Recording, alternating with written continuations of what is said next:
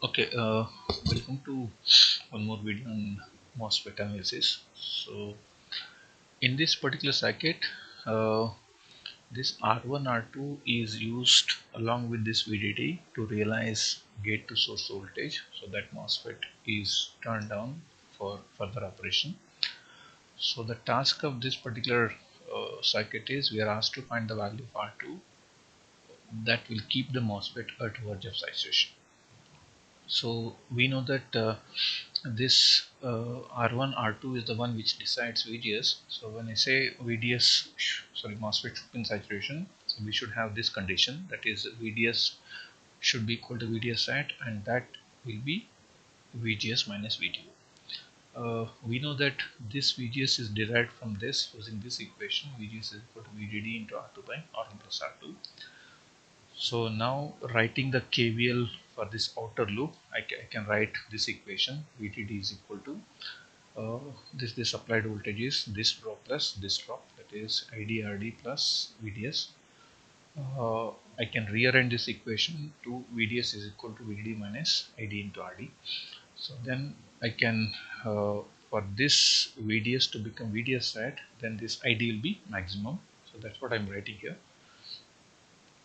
This what is VDS is equal to VDS at is equal to VGS minus VTO, that is equal to VD minus ID max into RD. We know that okay, I'll just write the entire expression by replacing this ID by its expression, which is half KPW VGS minus VTO whole square into RD. So now in this particular equation we know every parameter except VGS. So we will going to find the value of VGS by substituting the values of all other parameters. So you can see now I can substitute. So this is the equation what I want to edit. So I'll open the parenthesis. VGS is the one which is unknown. I'll make it alpha A minus 0.4 is VTO. Close the parenthesis. Alpha equals, then again make it 1.8 minus 0.5 into 200 exponential minus 6 into 40 into alpha a minus 0.4 whole square into 1.5 exponential 3. So I have edited that. I have entered this entire equation into Cal C. Now I'll do shift cal. Now since it's a quadratic equation trying to find the value of VGS, theoretically speaking, it has got mathematically two different values. One value is 0.87, so which I'm writing here. So let us try to find the other value of VGS. So to find the other possible value, let me make it press this equals. You can see press this equals and then make it apply some negative voltage -1 equals shift cal. It is first value is 0.87, now it is minus 0.23. So these are those two values I have kept it here, 0.87 and minus 0.235 237. Okay, mathematically both are correct, but electrically this cannot be a valid value, because if VGS is negative I will get of course it's not possible to get a VGS which is negative using this circuit, and even since it is MOSFET, in MOSFET it will not turn on also. So this we are discarding, this we are considering for electrical analysis. So now knowing the value of VGS, which is equal to VD into R2 by R1 plus R2, in this we know every parameter except R2. So let us find R2 using this. So what is now 0.87 alpha equals, now it is 1.8 into alpha A, which is unknown, that is R2, divided by 200 exponential 3 plus of alpha A. I'll close the parenthesis, shift cal. I'll get the value of resistance R2S.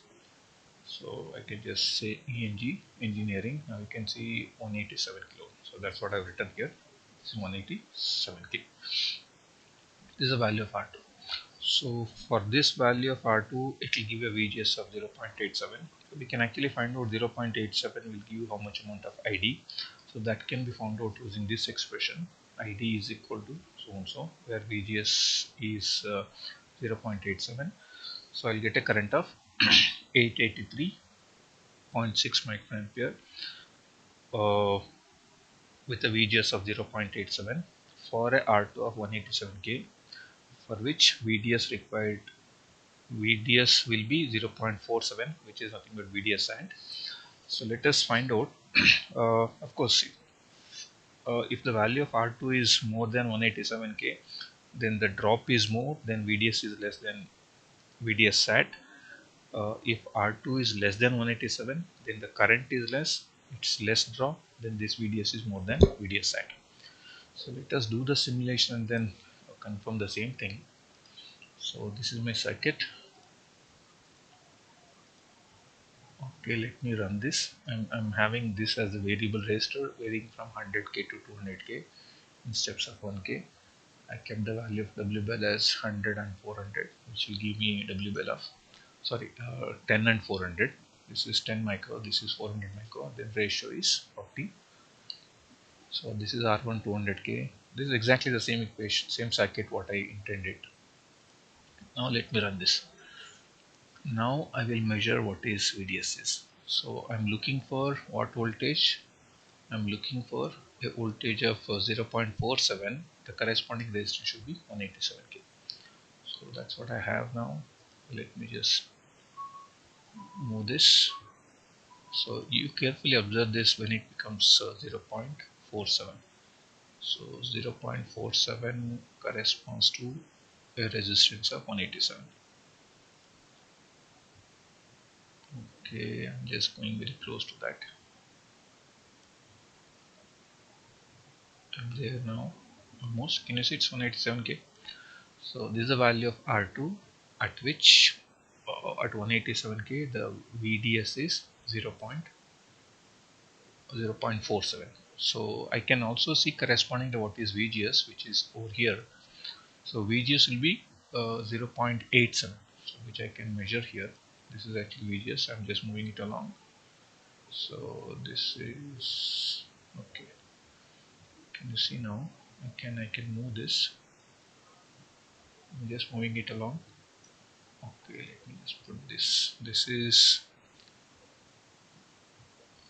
okay. Let me just know what is. So this is channel 2. So channel 2 is at okay, let me first make this channel 1, which is the VDS value, to come at 0.47.